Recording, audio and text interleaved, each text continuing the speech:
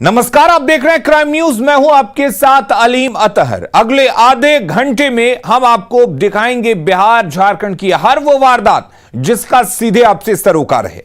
पूछेंगे पुलिस प्रशासन से सवाल और देना पड़ेगा हर एक जुर्म का जवाब।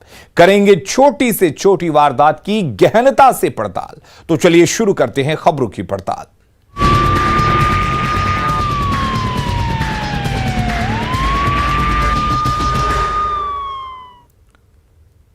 और खबर सीवान से है, जहां एटीएम काट कर 21 लाख से अधिक रुपए लेकर अपराधी फरार हो गए। तरवारा बाजार के इंडिया वन बैंक के एटीएम में अपराधियों ने इस घटना को अंजाम दिया। बताया जा रहा है कि अपराधी शटर तोड़कर अंदर घुसे और गैस कटर से एटीएम को काटकर रुपए लेकर फरार हो गए। बड़ी बात यह है कि थाना से महज कुछ ही दूरी पर यह एटीएम है। बताया जा रहा है कि यह एटीएम में 3 दिन पहले ही पैसा डाला गया था। घटना के बाद पुलिस और बैंक के कर्मचारी एटीएम पहुंचे, जहां कितने पैसे गायब हुए हैं इसकी सही जानकारी जुटा रहे हैं। आपको बता दें कि तरवारा थाना क्षेत्र में कुछ ही दिन पहले भी एटीएम को अपराधियों ने निशाना बनाया था।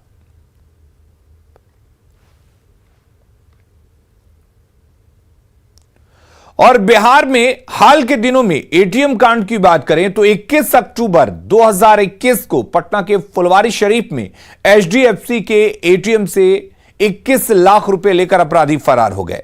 13 नवंबर की बात करते हैं, पत्रकार नगर थाना क्षेत्र में एटीएम काटने की कोशिश की गई, लेकिन 3 अपराधी गिरफ्तार हुए। 21 नवंबर 2021 की बात करें तो पूर्वी चंपारण के कोटवा में स्टेट बैंक ऑफ इंडिया के एटीएम से 35,000 रुपए लेकर अपराधी फरार हो गए। 21 नवंबर को ही पूर्वी चंपारण के पहाड़पुर में पीएनबी के एटीएम को काटने की असफल कोशिश की गई। 21 नवंबर 2021 को पूर्वी चंपारण के तुरकौलिया में इंडिया बैंक के एटीएम से पैसे निकाल लिए गए। 4 दिसंबर की बात करें, सीवान में इंडिया वन के बैंक से के एटीएम से पैसे निकाले गए। ये तमाम घटनाएं हाल के दिनों में घटी हैं। और अगली खबर भी सीवान से ही है, जहां मैरवा थाना इलाके में सीढ़ी के दरवाजे का ताला तोड़कर घर में घुसे चोरों ने चोरी की वारदात को अंजाम दिया। मैरवा में स्वर्ण व्यवसायी के घर से करीब 6 लाख की संपत्ति की चोरी हुई है। घटना मैरवा थाना क्षेत्र के मैरवा प्राणगढ़ी रोड की है। स्वर्ण व्यवसायी के घर से चोरों ने 5 लाख रुपए के गहने और कैश पर हाथ साफ किया, जिसमें 115 ग्राम सोने के आभूषण, 1.25 किलो चांदी, 85,000 रुपए नकद और मोबाइल फोन शामिल हैं। बताया जा रहा है कि घर के कुछ लोग बाहर गए हुए थे। जब रात के समय घर आए तो देखा कि घर का सारा सामान बिखरा हुआ है। घर में आते देख घर में चोरी कर रहे चोर भागने लगे। वहीं एक चोर अपने को घिरा देखकर शौचालय में छिप गया। घर वालों ने उसे पकड़कर पुलिस के हवाले कर दिया। पकड़ा गया युवक भोपतपुर का रहने वाला है, जिसका नाम विक्की कुमार है। फिलहाल पुलिस आरोपी से पूछताछ कर रही है और चोरी में शामिल अन्य बदमाशों की गिरफ्तारी के लिए खाक छान रही है। अगली खबर मुजफ्फरपुर से है, जहां एक रिसेप्शन पार्टी में फायरिंग करने का वीडियो वायरल हुआ है। वीडियो में एक व्यक्ति ताबड़तोड़ फायरिंग करता हुआ दिख रहा है। नगर थाना क्षेत्र का यह वीडियो बताया जा रहा है। हालांकि फायरिंग करने वाले की अब तक पहचान नहीं हुई है। वहीं डीएसपी ने जानकारी मिलने पर वीडियो की जांच कर कार्रवाई की बात कही है।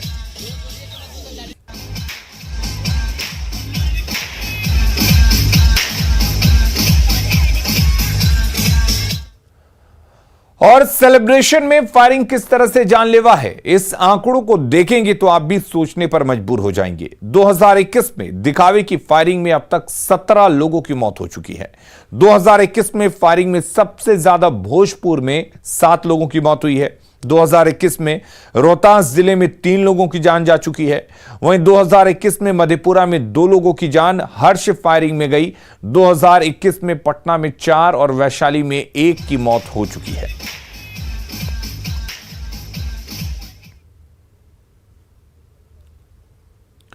बेगूसराय में एक बार फिर बेखौफ अपराधियों ने दिन दहाड़े लूट की बड़ी घटना को अंजाम दिया है। घटना रतनपुर ओपी क्षेत्र के हीरालाल चौक की है।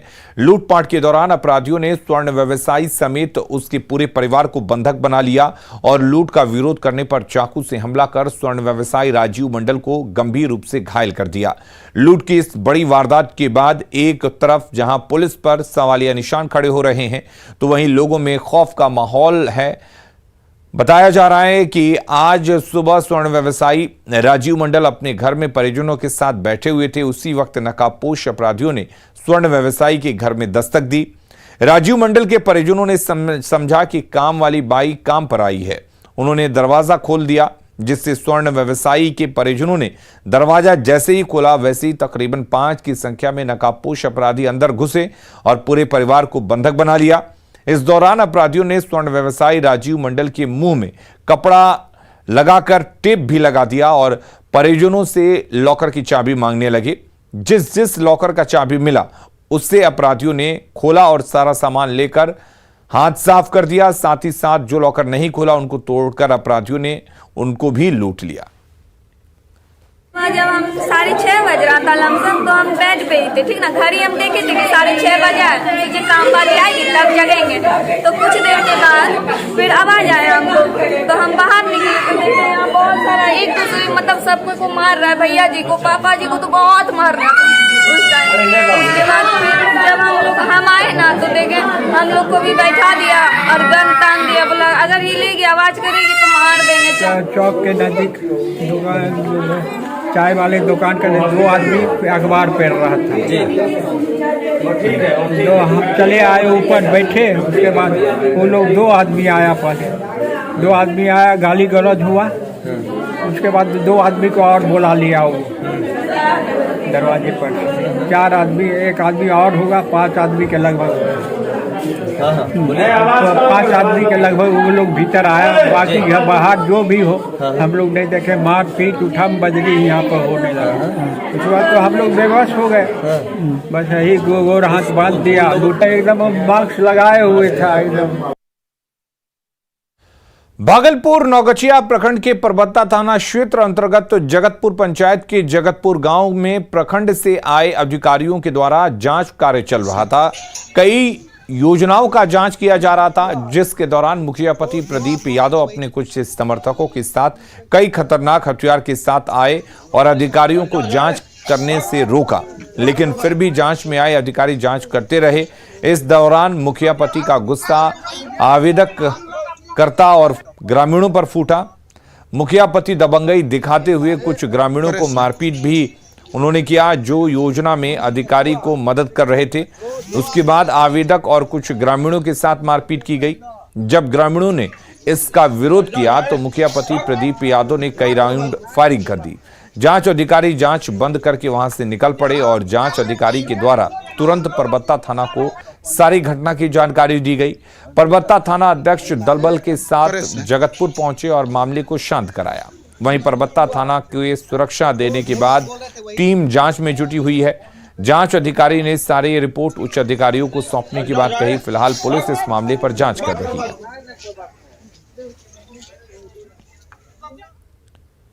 बेगूसराय में बकाया राशि मांगने पर एक व्यक्ति की पीट कर हत्या कर दी गई। घटना परिहारा थाना क्षेत्र के परिहारा गांव की है।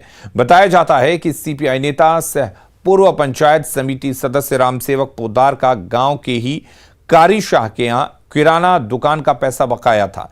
पैसा मांगने पर कारी शाह ने शनिवार की रात दुकान बंद कर घर जाने के दौरान रामसेवक पोद्दार की पिटाई कर दी, जिससे उसकी मौत हो गई। इस घटना से नाराज लोगों ने परिहारा थाना के सामने बकरी खगड़िया सड़क को जाम कर दिया और हंगामा किया। पुलिस ने आक्रोशित लोगों को समझा बुझाकर शांत कराया। पुलिस मामले की जांच में जुटी हुई है। ये हुआ दुकान से घर तो आते समय जो है इन पे जो है क्या कहते हैं वो गाली गलौज के साथ जो है इन पे हाथापाई शुरू किया, मारने लगा, पीटने लगा। तो ये जो है मेरे घर के जस्ट सामने ही जो परिहारा ओपी है, जो जहाँ पे ये उनको बचाते हुए मतलब उससे भागते हुए थाने गए। तो थाने में वो रास्ते में ही पीटता गया, जिससे कि वो थाने में जाते ही उनका जो है ये हो गया, डेथ हो गया। गया पुलिस ने मोहम्मद तैयब हत्याकांड का खुलासा करते हुए 4 आरोपियों को गिरफ्तार किया है। अफशा परवीन ने अपने प्रेमी के साथ मिलकर पति की हत्या के लिए 2 लाख की सुपारी दी थी। पुलिस ने आरोपियों के पास से 2 देसी कट्टा, 5 जिंदा कारतूस और 2 मोबाइल फोन जब्त किया है। आपको बता दें कि 23 अक्टूबर को शेरघाटी थाना क्षेत्र में अपराधियों ने तैयब आलम की गोली मारकर हत्या कर दी थी। अफशा परवीन अफशा प्रवीण, इससे 2009 में मृतक तैयब आलम ने शादी करी थी, लव मैरिज थी। इनके 2 बच्चे हैं अभी, और इनका आपस में कुछ जो होता है नॉर्मली खटपट भी थी, परंतु इसका जो इलिसिट रिलेशन है जीशान नाम का एक व्यक्ति है उससे था। जीशान की उम्र 26 साल है, वो भी गिरफ्तार हुआ है। इसने उसको कहा उसको कि मार दो ताकि हम लोग आपस में फ्री हो जाएं। कटिहार में धर्मांतरण की साजिश के आरोपी शाह आलम ने एडीजे की कोर्ट में सरेंडर कर दिया। आरोपी शाह आलम ने कल कटिहार की कोर्ट में सरेंडर किया। न्यूज 18 ने 29 नवंबर को खबर को प्रमुखता से दिखाया था, जिसके बाद उस पर दबाव बना था। हालांकि केस दर्ज होने के बाद भी पुलिस उसे गिरफ्तार नहीं कर पाई और उसने कोर्ट में जाकर सरेंडर कर दिया। शाह आलम पर महिला को भ्रम में फंसाकर धर्म परिवर्तन और शोषण करने का आरोप है।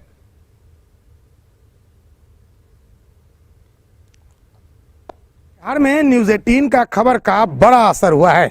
धर्मांतरण से जुड़े खबर प्रसारित होने के बाद लगातार पुलिस दबिश के बाद अब जो मुख्य आरोपी है शाह आलम कोर्ट में सरेंडर कर चुका है।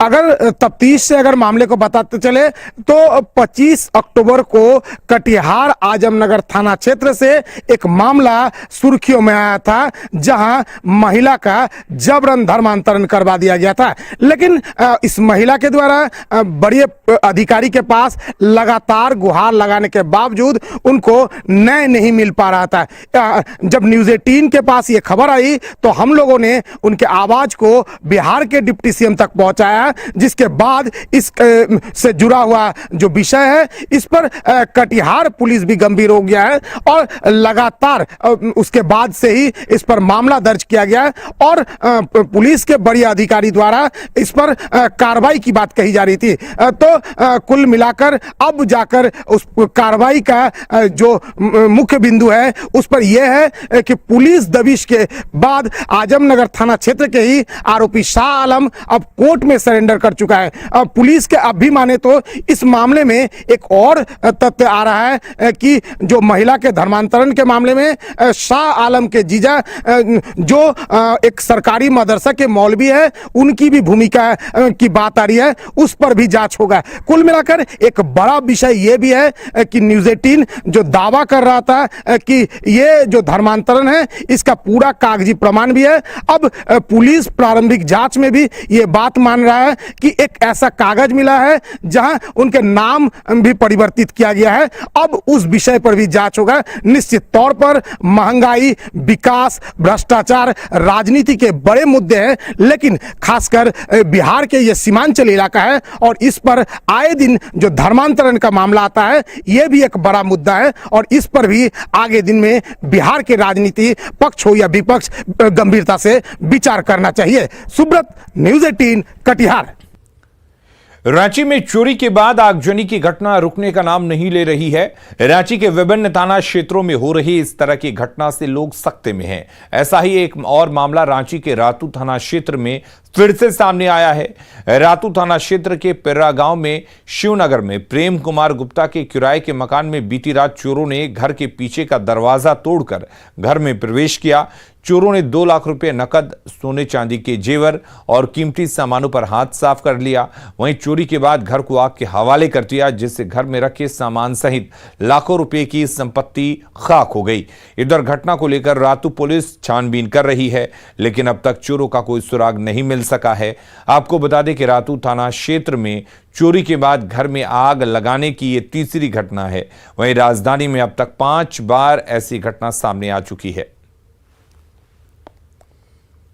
गुमला के बिशुनपुर प्रखंड में करोड़ों की लागत से बन रहे बालिका आश्रम विद्यालय का काम हथियारबंद अपराधियों ने बंद करवा दिया। गुरदरी थाना क्षेत्र के नरमा स्कूल के पास कल्याण विभाग की ओर से इसे बनाया जा रहा है। 6 से अधिक की संख्या में पहुंचे अपराधियों ने निर्माण कार्य में लगे मजदूरों के साथ मारपीट की, साथ ही मोबाइल फोन छीनकर काम से भाग जाने की चेतावनी भी दी।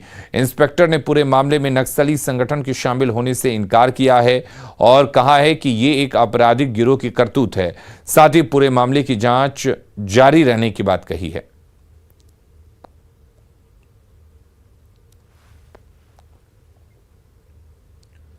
राजधानी रांची समेत झारखंड भर में एक मिशन के तहत धर्मांतरण का खेल जारी है। सच्चाई यह है कि बड़ी संख्या में ग्रामीण इलाकों में भोले भाले आदिवासी परिवारों को बहला फुसलाकर उनका धर्म परिवर्तन कराया जा रहा है। राज्य में धर्मांतरण कानून लागू होने के बावजूद इसके राजधानी में ही इस कानून का खुलेआम माखौल उड़ाया जा रहा है।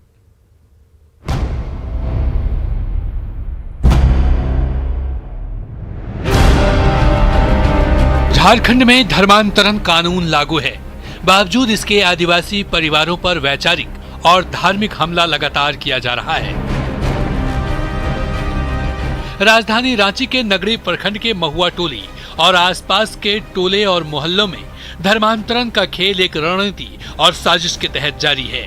महुआ टोली और आसपास के मोहल्लों में करीब 150 से ज्यादा सरना धर्म को मानने वाले परिवार रहते हैं, लेकिन अब इनमें से कई परिवार ईसाई धर्म को अपना चुके हैं। प्रलोभन और सुविधाओं के लालच के साथ हो रहे धार्मिक हमले से ग्रामीण बेहद परेशान और चिंतित भी हैं। चर्च की तरफ से लोग यहाँ पर कुछ बोलते हैं कि आप ईसाई धर्म में स्वीकार कर लीजिए, ऐसा कुछ कहता है साहब। हाँ? कहता है, लेकिन हम लोग उसमें जाते नहीं हैं। हाँ, कहता है। हाँ, क्या कहता है लोग? कहता है कि हम लोग का ये धर्म में ये है। हाँ। हम लोग कुछ अति खिलाएंगे पिलाएंगे देंगे। जी। शादी ब्याह फलना ढेकना सब में क्या कहते हैं कि हम लोग मदद करेंगे। और जो लोग यहाँ पर स्वीकार कर लिए, क्या उन्हें मदद दी जाती है? हो सकता है मदद दिया जाता है, हम लोग जापे नहीं करते हैं। अच्छा, किस तरह की मदद देने की बात होती है? पैसा या कुछ और? पैसों देता है और इधर उधर से मदद भी करता है। दरअसल रविवार का दिन होने के कारण धर्मांतरण कर चुके कई ग्रामीण चर्च में प्रार्थना करने पहुंचे थे। हमने कुछ लोगों से चर्च के गेट पर ही बात करने की कोशिश की। हमारे सवालों से साफ ऐसा लगा कि लोग घबराए हुए हैं और उन्हें बोलने के लिए जैसे कुछ साफ तौर पर मना किया गया है। हम नगड़ी प्रखंड के डोही टोली में हैं, जहाँ की आप देख रहे हैं कि चर्च से लोग प्रार्थना करके बाहर निकल रहे हैं। अच्छा, एक चीज़ हम जानना चाहते हैं कि वास्तव में आप लोगों ने ईसाई धर्म कब अपनाया? क्या इधर कब अपनाया? बताइए, बताने की चीज़ है, ऐसी बात नहीं है। जब कोई धर्म तो मानना हर व्यक्ति का अधिकार है। आप कब अपनाए? 10 साल पहले। हैं? 10 साल पहले। अच्छा, ये चर्च कब बना था? हमको नहीं मालूम। सरना धर्मावलंबियों के मुताबिक करीब 20 साल पहले गांव के बीचों बीच बने इस चर्च के बाद ही आसपास के इलाकों में धर्मांतरण में तेजी आई है। चर्च के पास्टर ने बताया कि सिर्फ सरना धर्म ही नहीं बल्कि हर धर्म के लोग यहां आकर प्रार्थना करते हैं, लेकिन पास्टर प्रलोभन और सुविधाओं का लालच जैसे आरोपों से साफ मुकर गए। सरना से आप लोग जो ईसाई धर्म में आए तो कुछ बताया गया, कुछ आपको कुछ कहा गया कि ऐसा होगा, कुछ आप लोग ने ऐसा बदलाव आएगा, कुछ आप लोग को ये सुविधा दी जाएगी? नहीं नहीं, वैसा नहीं कुछ बोला गया। नहीं, खुद ही जब हम वचन सुनते हैं प्रभु हमारा आत्मा से अगुवाई करता है कि हम उस परमेश्वर को जाने, हम धर्म को नहीं, धर्म हम पवित्र नहीं की है, हम लोग सच्चाई को जानते हैं, सच्चाई को जानते हैं। पहले किस धर्म को मानते थे? पहले हम सरना धर्म को मानते थे। पहले बचपन से मैं सरना धर्म को मानती थी, लेकिन मेरी माँ का तबीयत खराब था, 3 साल वो बिस्तर में पड़ी हुई थी, तब से मैं प्रभु यीशु मसीह को ग्रहण की। मेरे विचार से ये आरोप जो है ये बहुत मतलब निराधार है, और इसीलिए जो इस तरह का सवाल करता है वो मेरे विचार से अभी भी सच्चाई को नहीं जानता है। ये जानबूझ करके जो है मसीहियों को। फादर, ये चर्च कब बना था? ये पता है 2004 में। आराधना तो जब चर्च नहीं बना था तो घर घर में होता था जी। हाँ, जिस समय चर्च बना था उस समय कितने लोग आते थे? वही 30-40 जन। आज कितने लोग आते हैं? 150-200 हो। तो बिल्कुल आपने सुना कि जिस समय चर्च जो है नहीं बना था उस समय शुरुआती अवस्था में था, जब चर्च नया बना था तो 30 से 40 लोग आते थे। आज संख्या बढ़कर 200 हो गई। लगातार लोग आ रहे हैं, लोग प्रलोभन से इनकार करते हैं, लेकिन जो सही बात है कि राज्य में धर्मांतरण कानून लागू है और इसका कड़ाई से पालन करना भी जरूरी है। कैमरामैन अमित के साथ संजय कुमार सिन्हा, न्यूज़ 18 रांची। खबरें लगातार जारी हैं, आप बने रहिए न्यूज़ 18 बिहार झारखंड के साथ।